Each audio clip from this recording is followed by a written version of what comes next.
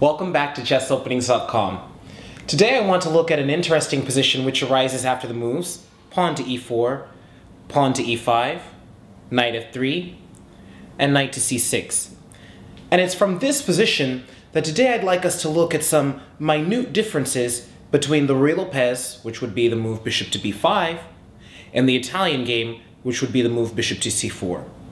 Now, both moves look equally good in this position, so it might be surprising to find out that modern grandmasters, the top players in the world, largely prefer the Ruy Lopez. In fact, they're about 10 times more likely to play bishop b5 in this position rather than bishop c4. And so by drawing your attention to some of the minute differences between these two systems, I hope to enrich your understanding of both the Ruy Lopez and the Italian game. Let's take a look.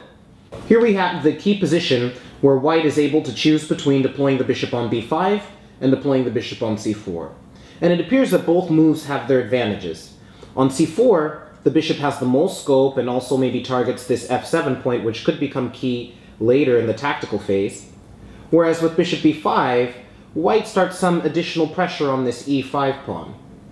Both moves also prepare white to castle quickly, but as we'll see in just a moment, there are a lot of other fascinating things going on in this position. Now, in this position, both sides face a similar situation in the center, since the center is symmetrical, pawn on e4 and pawn on e5. But white's counting on two important little trumps here. First of all, he still retains the right to move, and this means that his operations will come in just a little bit more quickly.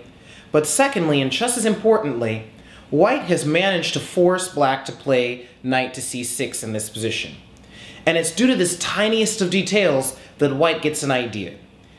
His idea is to play pawn to c3 and pawn to d4, attacking the e5 pawn and building up a bigger share of the center, and he's exploiting the fact that black has blocked his own c-pawn and cannot play the same build-up plan in the center.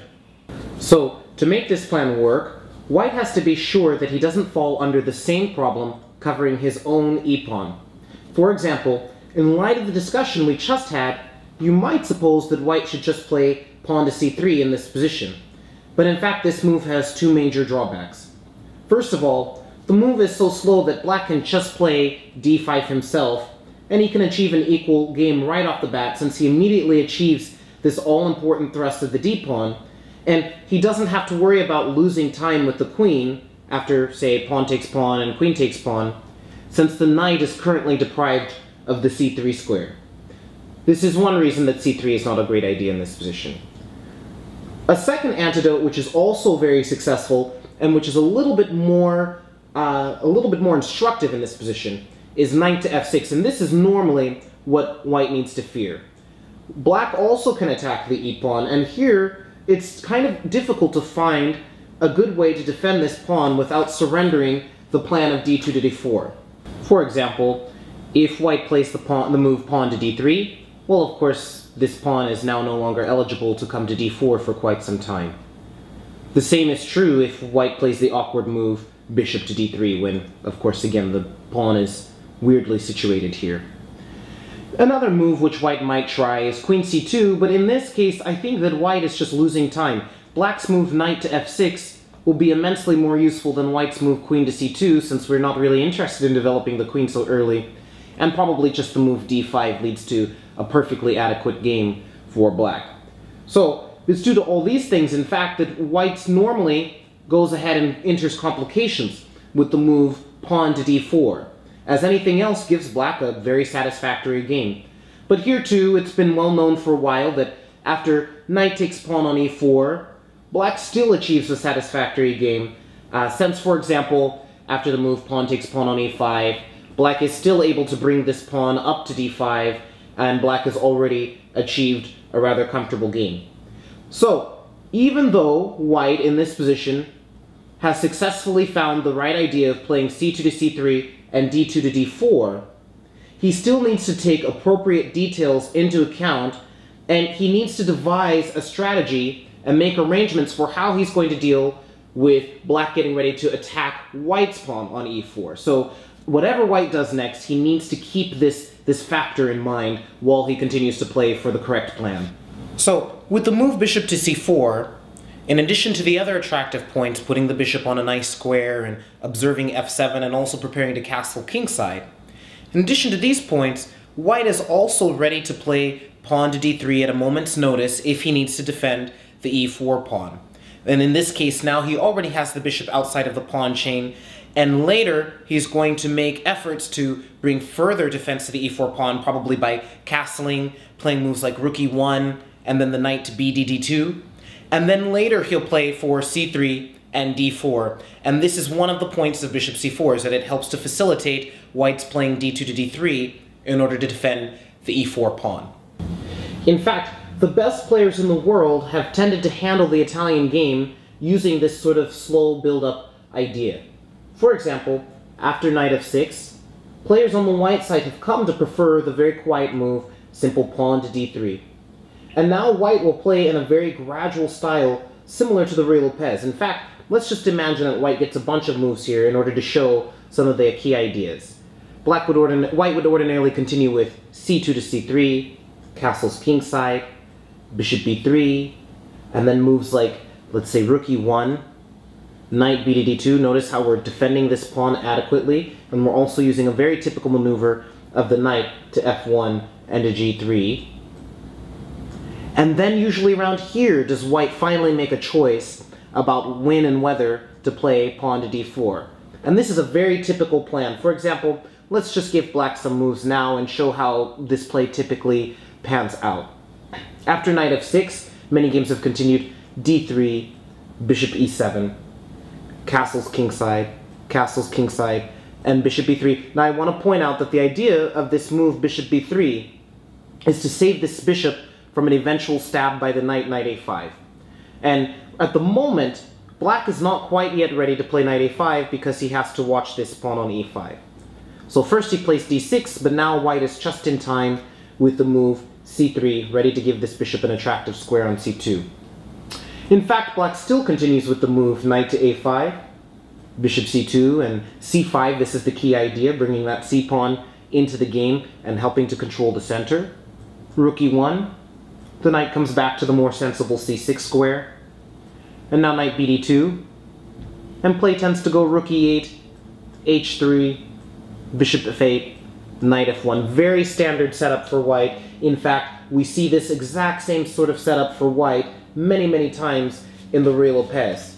To show a comparison, let's look at one of the most traditional lines in the Ruy Lopez and show just how similar play is from white's point of view. Instead of this move, bishop c4, the Ruy Lopez of course continues bishop b5. And now play often continues for the main lines a6, bishop a4, knight f6, castling kingside, bishop e7, rook e1, b5, bishop to b3, d6. Once again, he's defending this pawn, so we now know what we have to do. We have to make sure that we've made arrangements for this bishop to reach c2, so white plays c3, and that's also in accordance with his plan. And now castles kingside, h3 is the known move here, knight a5, bishop c2, c5, very, very similar play even by black. And now white plays d4, and in the Jagoran variation, which this is from the Ruy Lopez, black normally plays queen c7, knight b to d2, and we're setting up for very, very similar play. So this is very, very similar. No matter whether we play the Ruy Lopez or the Italian game, it looks like these positions are more or less very equivalent, and white is doing very similar things, and black is doing very similar things. So it's up to us to try to figure out what is it about this position, which we're looking at now, that white players find so much more attractive than the Italian game versions, which we just saw a moment ago. So what is the difference in this position? Why is it that world champions and grandmasters have been willing to play the Ruy Lopez version of these positions, whereas mostly players at the club level are willing to play the Italian game? Well, let's back up just a moment to this position right before d2 to d4, and I want you to notice something very subtle. That in this position, white is able to play the move pawn to d4 all in one go. And by that I mean, in the Italian game, he typically had wasted a tempo playing d2 to d3 very early on in the game, so that when this pawn came to d4, it was only with a loss of tempo. And for example, normally that would mean that black's knight would already have had time to retreat successfully to the c6 square, and this little difference is one of the major reasons why white has a little bit less of advantage in the Ruy Lopez than in the Italian game. Let's take a look at that a little bit more closely. Let's slowly review the Italian game version again. White played bishop c4, knight f6, and now pawn to d3, little difference. Bishop to e7, castles kingside, and we showed the move bishop to b3, pawn to d6, c3, knight to a5, bishop to c2, and pawn to c5.